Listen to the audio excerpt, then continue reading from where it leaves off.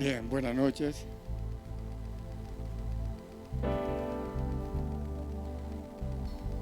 Quiero agradecerles por su presencia esta noche. Sé que es un poco problemático por el transporte y todo, pero Dios conoce sus corazones de ustedes. Y desde ya tienen su recompensa. Amén. Quiero agradecer a una persona que me ha acompañado por mucho tiempo. Cuando yo era joven en el Señor, recién había estado ungido como pastor de jóvenes. Ahí está el coronel Lenz. Tomen Lenz, por favor. Sea bienvenido. Amén. Es un amigo de milicia. Hemos caminado y me complace que haya venido. Amén. Es un hombre de palabra. Me dijo, voy a ir el miércoles y está aquí el miércoles. Amén. Amén. Amado Dios, te damos gracias, Señor, por este día. Gracias por tu amor, por tu misericordia. Señor, en esta noche quiero entregarte mi vida para que tú seas utilizando, Señor, todo mi ser, Señor, para que sea un instrumento de bendición para todos los que han venido y los que nos escuchan en Facebook y en todos los medios de comunicación, Señor.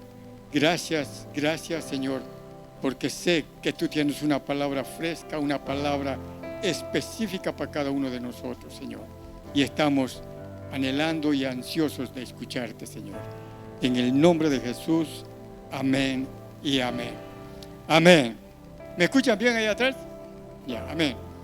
Antes de entrar en la palabra específica para hoy, voy a hacer una recapitulación de algunos fundamentos. O sea, ustedes saben que para construir cualquier cosa, lo principal es los fundamentos.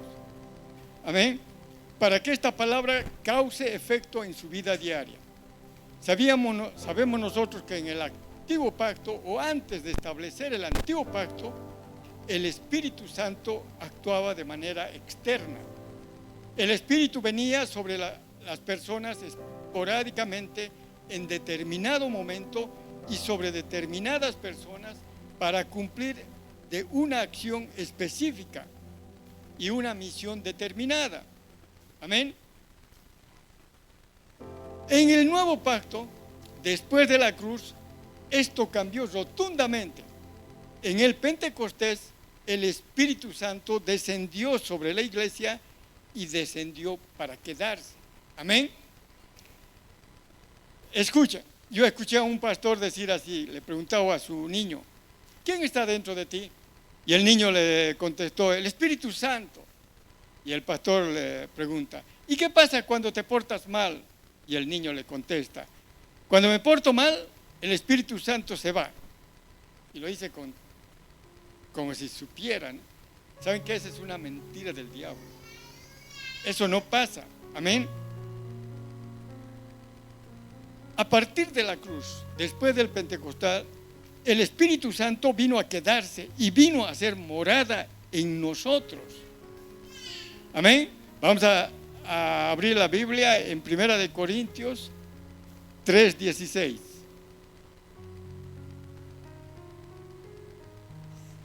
Volumen. Hola. ¿No saben que ustedes son templos de Dios y que el Espíritu de Dios habita en ustedes? El apóstol Pablo hace una declaración contundente. Dice, ustedes son el templo de Dios. Diga, yo soy el templo de Dios. Dígalo a su vecina, diga, tú eres el templo de Dios. ¿Sabían por qué a Esteban fue apedreado? Porque una de las cosas más fuertes que dijo al fariseo Esteban, le dijo, Dios no habita en templos hechos por manos humanas. Y eso era una ofensa muy fuerte para el Sanedrín judío. Pero hoy muchos siguen diciendo esto. Hermano, bienvenido a la casa de Dios. O vamos a ofrendar para construir a la casa de Dios. No, la casa de Dios somos nosotros. Amén. Dios no tiene otra casa fuera de la iglesia.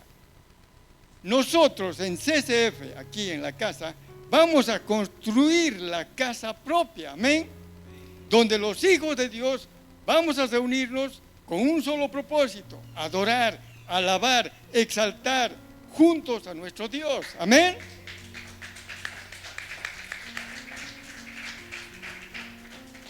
Ya le estoy viendo la iglesia y ahí está, ahí dice, hay una oficina que va a estar todo para que yo enseñe. Así que todos los que quieren ser pastor por ahí tienen que pasar. Sigamos. Primera de Corintios 3:17. Si alguno destruye el templo de Dios, él mismo será destruido por Dios, porque el templo de Dios es sagrado. ¿De cuál templo está hablando? De nosotros. ¿Y qué es lo sagrado? Tú y yo somos sagrados para Dios. Amén. Pablo dice, ustedes son el templo de Dios y el templo es sagrado. Y ese templo es usted y yo. Amén. Primera de Corintios 6:19. ¿Acaso no saben que que su cuerpo es templo del Espíritu Santo, quien está en ustedes y al que han recibido de parte de Dios? Ustedes no son sus propios dueños. Pablo reitera el concepto de que nuestro cuerpo es templo del Espíritu Santo. Ya hemos recibido de parte de Dios y habita en nosotros. Por lo tanto, usted y yo lo pertenecemos a Dios. ¿Ha escuchado decir esto? Este es mi cuerpo y con mi cuerpo hago lo que quiero. Equivocado. Ya no es su cuerpo. Si eres templo del Espíritu Santo, tu cuerpo, tus pensamientos, tu mente y todo tu ser pertenece ¿a quién? A Dios. Segunda de Corintios 6:16. Nosotros somos el templo del Dios vivo. Si Dios está en nosotros, no tenemos nada que ver con los ídolos. Dios mismo dijo: viviré con este pueblo y caminaré con ellos. Yo seré su Dios y ellos serán mi pueblo. El Señor está diciendo que nosotros somos el templo del Dios viviente. Jesús le dice a sus discípulos, hablando del Espíritu Santo, Él está con ellos y estará en ellos. Jesús dice, está con ustedes y estará en ustedes. Una cosa es que esté con nosotros y otra cosa es que esté en nosotros. Amén. Si está con nosotros, es algo externo. Cuando está con nosotros, está a nuestro lado, está atrás, está adelante, está más allá. Amén. Pero cuando está en nosotros, es otra cosa. Está dentro de nosotros. Amén. Dentro de nosotros. Él habita dentro de nosotros. Mucha gente no entiende esto y ve al Espíritu Santo como algo externo. Como si el Espíritu Santo tiene que bajar del cielo para venir a mi vida, para darme un momento de satisfacción y luego irse. Todos esos pensamientos radican en el desconocimiento del Espíritu Santo. A partir de la cruz, ya no es algo externo, es algo que habita dentro de nosotros. Amén. Por eso nos transforma en su cuerpo, en su templo. Mucha gente los domingos viene a servir de corazón al Señor, sirviendo, ayudando, tocando la música, cantando, predicando, cuidando el sonido, atendiendo a los niños o cualquier servicio que presta congregacionalmente. Pero cuando llega el día lunes, va a trabajar y muchos piensan así: ¿cómo me gustaría dejar este trabajo y dedicarme a servir al Señor todo el tiempo?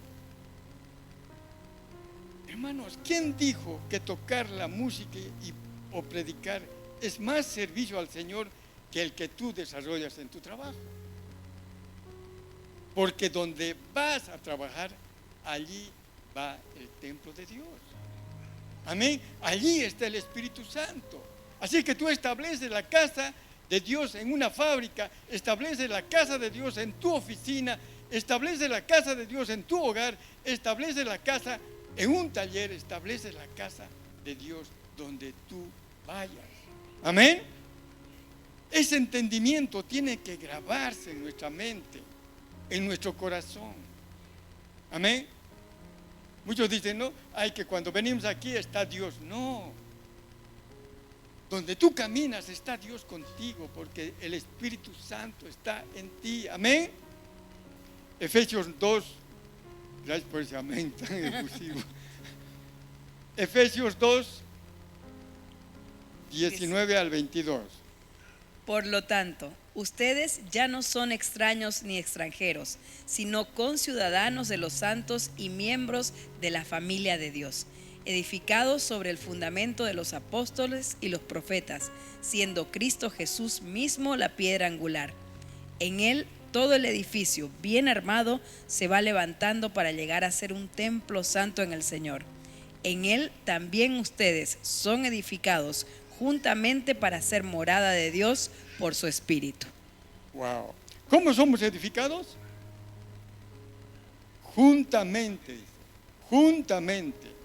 No dice individualmente. Por eso tenemos que congregarnos. Amén. Por eso dice que nos vamos a edificar juntamente. En la comunión, congregándonos, somos edificados como cuerpo, juntos para llegar a ser el templo, la morada de Dios por el Espíritu.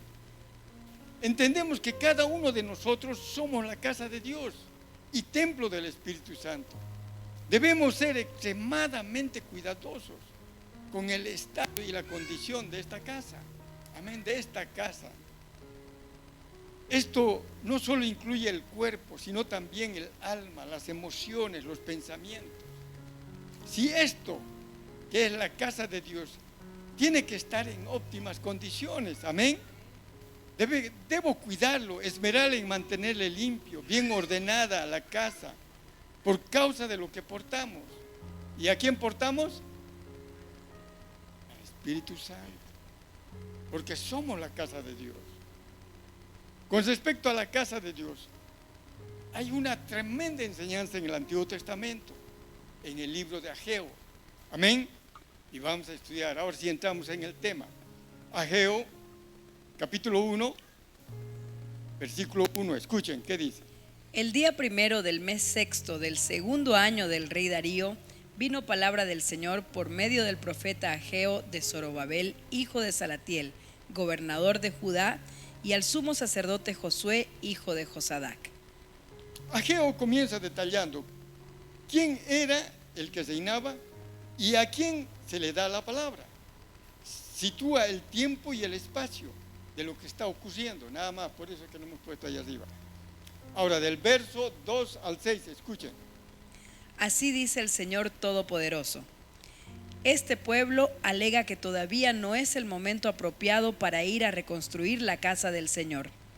También vino esta palabra del Señor por medio del profeta Ageo. ¿Acaso es el momento apropiado para que ustedes residan en casas techadas, mientras que esta casa está en ruinas? Así dice ahora el Señor Todopoderoso. Reflexionen sobre su proceder. Ageo hace un diagnóstico de cómo está la casa de Dios. Cuando usted entra a una casa, lo primero que hace, ¿qué es? Un diagnóstico. Y ve un cuadro de situaciones. Observa cómo está la casa. Tal vez diga, está limpio, está acomodado, todo está en su lugar. O dice, está todo sucio, todo desordenado. Ageo hace un diagnóstico con respecto a la casa de Dios y dice, está en ruinas. Para entender eso tenemos que ir a la historia y darnos cuenta que el templo era el punto central de la vida espiritual de Israel. El templo construido por Salomón se transforma en el eje de toda la actividad religiosa del pueblo. Ese templo había sido construido en base a un diseño divino. Dios le dio las medidas, los materiales, los colores, cómo debía ser decorado. Todo es maravilloso en el templo, porque todo fue construido conforme a un diseño divino, que era perfecto. Había mucho arte en el templo, como granadas, querubines, todo tallado a mano. en las paredes. Pero pasaron los años y ese templo fue destruido por los babilonios. No solo Jerusalén es invadida por los babilonios, sino que se le llevaron cautivo a todo el pueblo, aparte del pueblo. Pasó el tiempo y cuando Israel vuelve del cautiverio, lo primero que tenían que hacer era reconstruir el templo. Amén. Digas, reconstruir el templo. Porque sin templo no había adoración, no había posibilidad de darle culto a Dios y de desarrollar la vida espiritual. Ahora, hagamos una analogía de nuestra vida. Usted y yo fuimos creados a la imagen y semejanza de Dios. Amén. Por lo tanto, Dios nos diseñó perfectos. El hombre era hombre y la mujer era mujer. Amén. No había intermedios. Ese hombre y esa mujer, creados perfectos bajo el diseño divino, fue destruido por el pecado. La humanidad comenzó a deteriorarse desde Adán y Eva, porque desobedecieron, comieron lo que no deberían comer. Entonces, escuche esto, lo que comemos determina lo que somos, ¿no?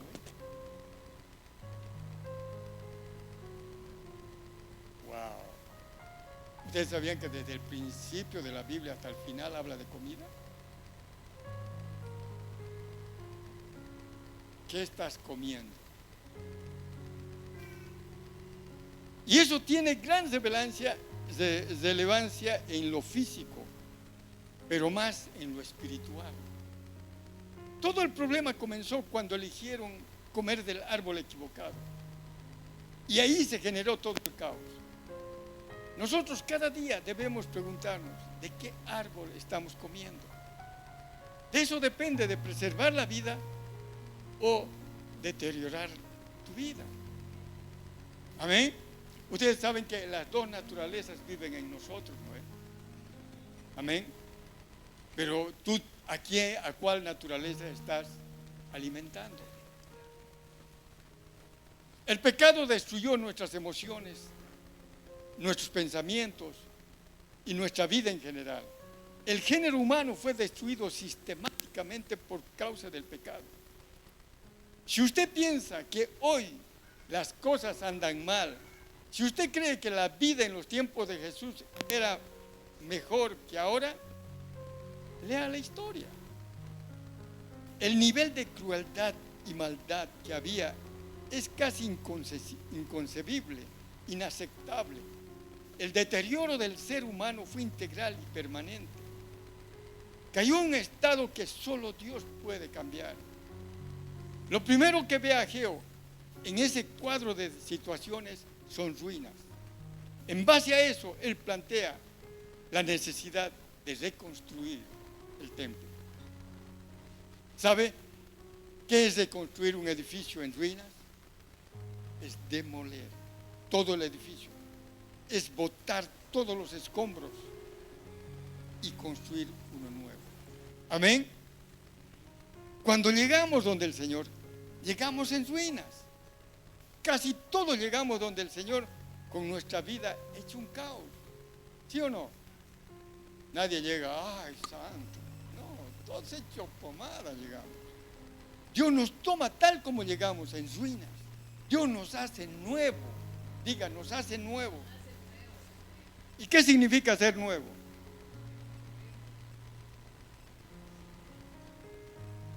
Nuevo. No te pone un corazoncito, un parchecito, ni nada, un nuevo corazón, un nuevo pensamiento. Amén. Esas ruinas tenían que ser cambiadas por una edificación nueva. Fuimos reconstruidos, reedificados. Escuchen, no remodelados, ni arreglados, ni remendados, sino reconstruidos, reedificados por medio de Cristo. Amén.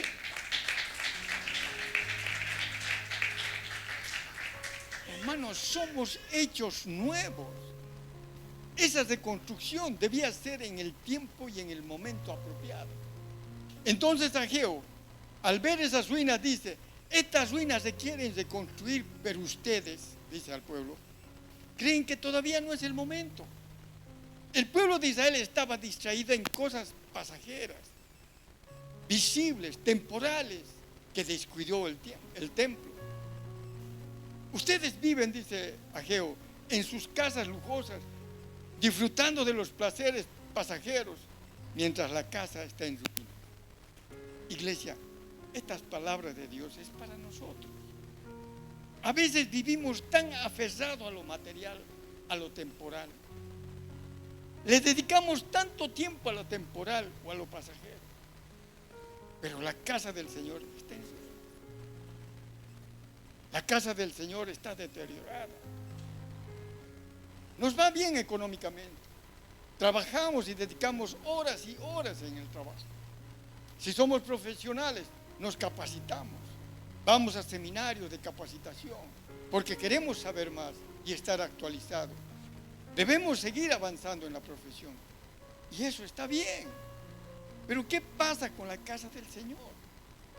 ¿Qué pasa con lo invisible que está en nosotros? Con lo imperceptible en los sentidos naturales.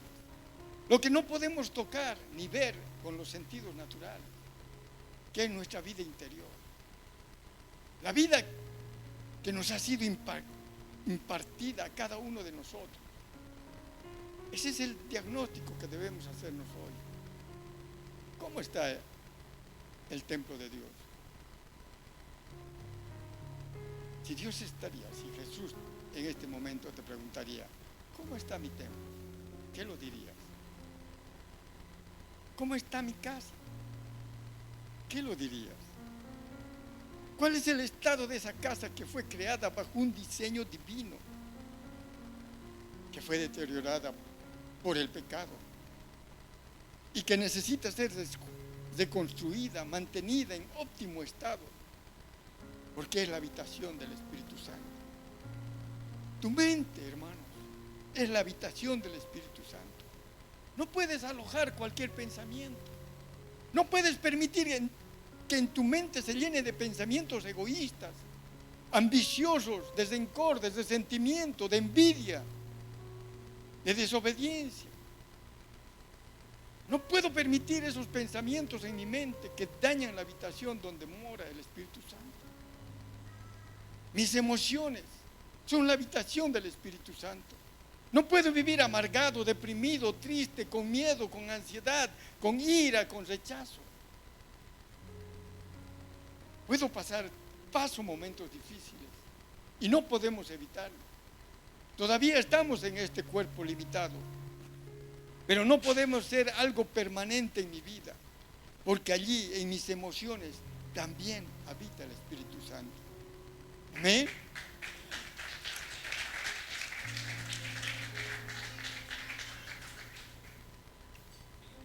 El pueblo de Israel decía, este pueblo alega que todavía no es el momento apropiado para ir a reconstruir la casa del Señor. Decían, ya va a haber tiempo. Parece, ¿no?, que nosotros igual, ¿no es verdad? No, no te preocupes, ya va a haber tiempo que vaya a la iglesia. Hermano, he escuchado expresión cuando alguien toma conciencia y tiene que hacer algo. Ya me voy a poner las pilas, pastora. Le ponen las pilas al control, le ponen las pilas a la radio, le ponen las pilas al control de la tele, todo, pero nunca se ponen ellos. Porque ellos siempre van dejando para otro día las cosas que son importantes. Esto es lo que el pueblo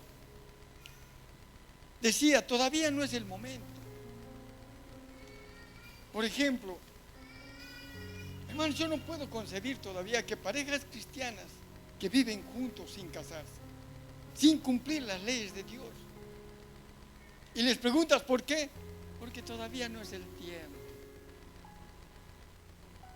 El rey Salomón estaba obsesionado con las cosas visibles, con lo pasajero, descuidando lo eterno. Hermano, en el libro de Eclesiastés, este niño, wow, en el libro de Eclesiastés habla sobre tiempo y eternidad. Salomón veía la vida desde un punto temporal, frustrado, decepcionado, hermano, estaba decepcionado de la vida. Salomón dice en Eclesiastés 9:9, disfrutemos cada día de esta vida sin sentido, pues solo eso nos queda después de tanto trabajar. ¿Ustedes leyeron Eclesiastés? No, es un hombre decepcionado. Salomón se había extraviado en ese punto cuando escribe Eclesiastés, por causa de una visión temporal. Luego dice, ni sé para qué estoy en este mundo. El más sabio de los reyes. Bueno, aunque seas sabio, si no tienes al Espíritu Santo, no eres nada. Pero Pablo nos plantea otras cosas. No nos fijemos en lo visible, dice, sino en lo invisible, porque no se ve que es pasajero, lo que no se ve es eterno. Hermano, nosotros estamos dedicados a ver lo que es temporal. Yo escucho, cada vez que escucho a otros pastores predicar, ¿qué es lo que da en su testimonio? Que han hecho plata, que Dios les regaló casa, que les regaló movilidad, que les regaló... Nunca he escuchado decir que me dio el fruto del Espíritu Santo él. Todo pasajero. Amén. Cuando nuestra mente está llena de temporalidad, nos preocupamos de hoy, de la hora. Lo que Jesús decía, ¿por qué se preocupan lo que van a comer o beber? El afán de este tiempo, la obsesión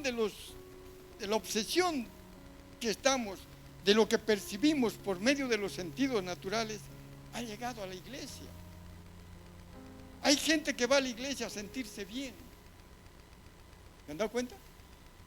Lamentablemente hay iglesias que han diseñado todo para que la gente se sienta bien, porque eso es todo lo que percibe con sus sentidos. La obsesión por las apariencias. Pasamos muchas horas cuidando nuestro cuerpo y está bien que lo cuidemos, obviamente, porque es parte del templo. Pero ¿qué pasa con lo que está adentro? No me respondan. ¿Cuándo fue la última vez que leyeron la Biblia? No, digan, no me respondan. Es grave. ¿Cuándo se han hecho un diagnóstico de su interior? ¿Cuándo se han visto en el espejo de su interior?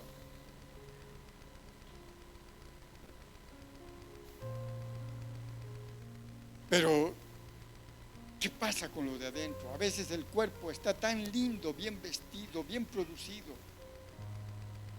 Pero ¿cómo está tu interior? En ruinas. ¿Saben? Antes era muy fácil de conocer a los pastores, ¿sabían? El pastor era el único que venía con corbata, ¿no? Con saco y corbata. Usted ya sabía, entraba, él es el pastor. Pero ¿qué en su interior? ¿Qué es en su interior? A veces no lo vemos esa figura, ¿no es verdad? Por favor, cuando llegue a su casa, mírese en el espejo, pero no en el espejo físico, sino en el espejo de la palabra de Dios. Y pregúntese, ¿cómo está la casa de Dios? ¿Cómo está la casa? ¿Cuál es el estado de esta casa? ¿Está dando importancia que tiene? ¿Sabe que Israel no lo daba la importancia? Era indiferente, decía, ya va a haber tiempo, todavía no es el momento. Después del cuadro de situaciones, lo que encuentra la palabra en Ageo es un llamado a la reflexión. No solamente mira lo que pasa, sino que de alguna manera confronta al pueblo. Escuche el versículo 7, ¿qué dice? Así dice el Señor Todopoderoso. Reflexionen sobre su proceder. Vayan ustedes a los montes, traigan madera y reconstruyan mi casa. Esto es lo que dice el Señor. Reflexionen sobre su proceder. Reflexionen. Y continúa en el verso, en el capítulo, en el verso 6, dice: ustedes siembran mucho pero cosechan poco. Comen pero no quedan satisfechos. Beben pero no llegan a saciarse. Se visten pero no logran abrigarse. Y al jornalero se le paga el salario como un saco roto. ¡Wow! ¿Y qué dice el verso 8? Vayan ustedes a los montes, traigan madera y reconstruyan mi casa. Yo veré su reconstrucción con gusto y manifestaré mi gloria, dice el Señor. Capítulo 9, versículo 9. Ustedes esperan mucho, pero cosechan poco. Lo que almacenan en su casa, yo lo disipo en un soplo. Ahora, escuche. Sí. Sí. ¿Por qué? Porque mi casa está en ruinas, mientras que ustedes solo se ocupan de la suya, afirma el Señor Todopoderoso. Ahora escuche la sentencia del Señor. Verso 10. Por culpa de ustedes, los cielos retuvieron el rocío y la tierra se negó a dar sus productos. Hambre y escasez. Yo hice venir una sequía sobre los campos y las montañas, sobre el trigo y el vino nuevo, sobre el aceite fresco, el fruto de la tierra, sobre los animales y los hombres y sobre toda la obra de sus manos. Qué pasaje más tremendo. Un fuerte llamado a la reflexión por causa de la casa. El que tiene oídos, oiga lo que el Espíritu dice y reflexione. El eje central de toda esta profecía es la casa de Dios. Si eso lo trasladamos al nuevo pacto, es la casa de Dios. Cambia la forma, pero el principio permanece. El principio espiritual, que desde la perspectiva de Dios, nosotros somos la casa donde Él habita, para expresar a este mundo. Por eso no debemos descuidar la casa de Dios. Amén. Si la casa individual de cada uno está en ruinas, reflexione. Esa es la primera palabra que surge en la profecía de Ageo. Reflexione. Hay una palabra llamada a la reflexión. Muchos dirán: todo va bien, sigo adelante, tengo algunas debilidades y algunas cositas, pero ¿quién no las tiene? Sigamos adelante. Ageo dice: un momento, deténgase y reflexione. Si hay algo que cuesta mucho en estos tiempos que vivimos, es reflexionar. Reflexionar demanda tiempo, demanda hacer un alto a lo que estás haciendo. Estamos tan ocupados a veces, tan ocupados en la obra del Señor, que no hay tiempo para reflexionar. Por eso que 2 veces dice: reflexionen sobre su proceder. Fíjense en lo que están haciendo. Tiene que haber un momento de reflexión. En el verso 6 vemos los peros de Dios. Cómo siembran mucho, pero cosechan poco. Cómo hay una desproposición entre lo que se hace y lo que se recibe. Comen, pero no quedan satisfechos. Beben, pero no se sacian. Se visten, pero no logran abrigarse. Todo eso se reduce en una palabra: insatisfacción. Diga: insatisfacción. Hermano, ¿por qué hay tanto creyente insatisfecho? Hay muchos insatisfechos. Cuando portan la vida del Hijo de Dios, cuando la plenitud de Dios habita en nosotros, ¿por qué estar en ese estado? ¿Qué hace que alguien esté insatisfecho? Viene a la reunión el domingo, canta 3 o 4 alabanzas, eso le levanta el espíritu, escucha una palabra, eso se emociona y dice: gloria a Dios, aleluya. Y dice: qué linda estaba la palabra de Dios. Se va a su casa, feliz, contento, Llega el lunes y ya viene la insatisfacción. Toda esa llanura, esa emoción de la reunión empieza a bajar. No ve la hora de que llegue el próximo domingo para recargar las pilas, de venir a la iglesia. Hermano, eso no es vida. Eso no es vida. No tenés que solamente venir aquí el día domingo para recargar. Todos los días de tu vida tienes que andar recargado. Hacemos cosas, servimos al Señor, pero siempre hay una queja de insatisfacción, de vacío. ¿Por qué? Porque mi casa está vacía, dice el Señor. Nos llenamos externamente, sensorialmente de cosas que puedan ser buenas, pero la casa sigue en ruinas. La razón de esa insatisfacción está en el verso 9, dice, porque mi casa está en ruinas. Esa es toda la razón. ¿Por qué no podíamos disfrutar de las cosas? ¿Por qué no podemos disfrutar de la comida? Comían, pero seguían con hambre. Qué terrible es eso. Qué terrible es comer y seguir con hambre, beber y seguir con sed. Si hace frío nos abrigamos, pero seguimos sintiendo frío. O sea, no se modifica la condición, hagamos lo que hagamos. La razón es porque la casa está en ruinas. Amén. No hay otra razón. Las consecuencias están en el verso 10 y 11 y se resumen en dos: falta de frutos y sequía. Diga, falta de frutos y sequía. Cuando una casa espiritual está en ruinas, el resultado es falta de frutos del Espíritu. No está la vida fluyendo. Y donde no hay vida, el fruto desaparece. Y la sequía espiritual. Cuando el Señor habla aquí, está hablando en lo físico para Israel, pero para nosotros tiene que ver en lo espiritual. Dice, por culpa de ustedes. O sea, por descuidar la casa de Dios. Los cielos detuvieron el rocío, la frescura, lo que da vida a la tierra fue retenida y la tierra se negó a dar frutos y sus frutos y sus productos. ¿Por qué?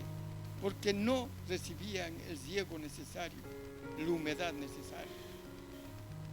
Lo que estamos hablando, ¿se están dando cuenta de lo que está pasando en nuestro país? No solo esta profecía es para nosotros, sino es para todo Bolivia. ¿Qué es lo que hemos estado haciendo? Amén. Hemos tenido una lucha de 23 días, si no me equivoco, con la Biblia en la mano, pero cuando hemos llegado al palacio nos hemos olvidado de la Biblia, nos hemos olvidado de Dios, y eso es la consecuencia de ahora. Amén. Dice el Señor, yo hice venir sequía sobre los campos. Esto no es una acción deliberada de Dios, sino que es el resultado del descuido de la vida. Esto es para hacer un diagnóstico. Es como una tomografía computarizada. Espero que ustedes estén meditando en esta palabra, porque usted dice, esto es lo que a mí me pasa. Entonces, usted está detectando que hay áreas en su vida que están mal y la casa de Dios está en ruinas. Hay áreas de la casa que debemos trabajar. Hay áreas en su casa que le hemos descuidado y debemos arreglar. Amén. Póngase de pie, por favor. Ya estamos terminando. Luego de esta palabra de reflexión, el Señor dice, actúen. Porque ¿de qué sirve reflexionar si reflexionar no nos lleva a la acción? Recapitulemos lo que dice el Señor. Primero, hagan un alto. Luego, hagan un diagnóstico. ¿Cómo está la casa? ¿Cómo está su vida interior? Luego, reflexione. Fíjese qué está haciendo. Y luego, actúe. Haga algo para que cambie.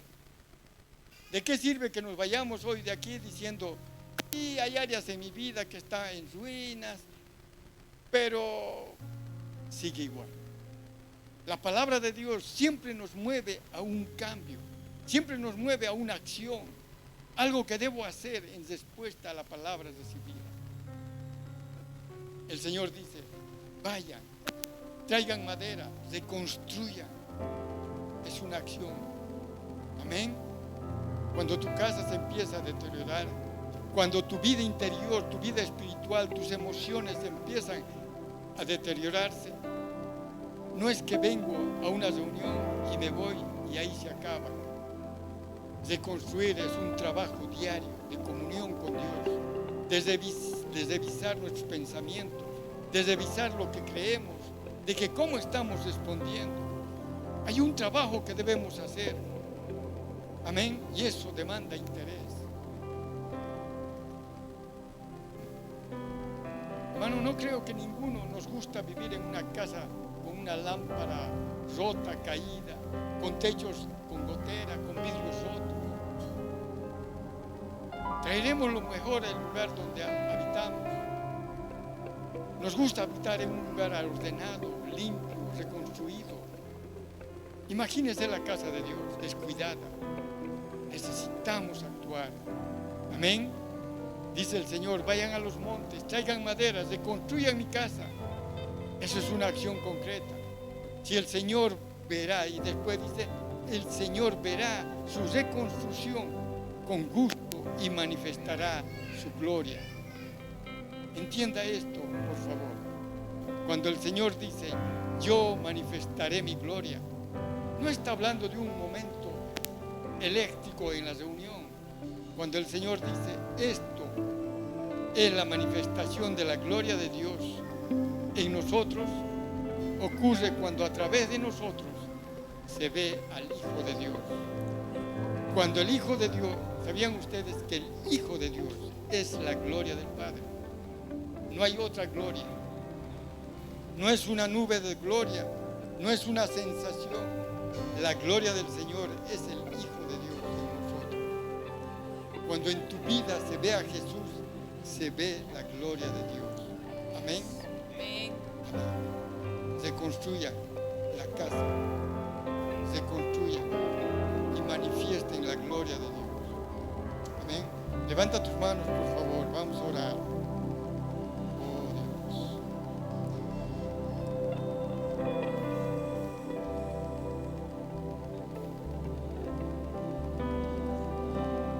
Señor, te damos gracias por tu palabra, porque sé que esta palabra, esta profecía ha sido para cada uno de nosotros, Señor, para que podamos ver nuestro interior, Dios, cómo está la casa de Dios. Señor, oro para que se active todo lo que está dentro de ellos, todo lo que has depositado en sus vidas, todo lo que has depositado en sus corazones, se activen por tu Espíritu Santo en esta hora. Que tu Espíritu nos inquiete, que tu Espíritu nos llame la atención, que tu Espíritu nos movilice en esta hora. Que el ministerio del Espíritu Santo actúe en cada uno de nosotros para volvernos al diseño original, creados a imagen y semejanza de ti, Señor. Señor, gracias, muchas gracias por tu palabra. Que este día, que es oportuno para hacer un alto en nuestras actividades diarias y hacer un diagnóstico de la casa de Dios y reflexionar de todo lo que estamos haciendo y luego actuar en una reedificación de tu casa, Señor. Señor, gracias, porque hay promesa gloriosa para esta casa. Cuando nuestra casa está en orden, cuando nuestra casa está reconstruida, Señor, gracias. Ahí se ve la gloria de Dios.